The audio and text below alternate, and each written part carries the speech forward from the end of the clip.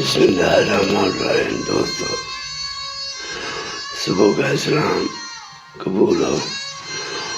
دوستو، قرآن پاک جو ہے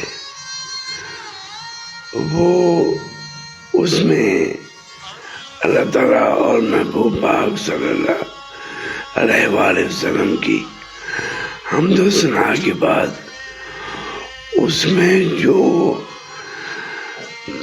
تمام احکام ہیں وہ ایک مسلمان کے لیے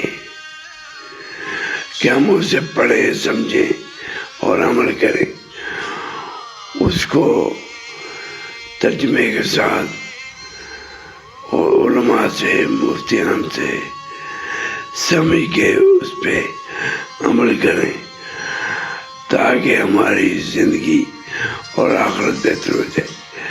آمین یا رب العالمین۔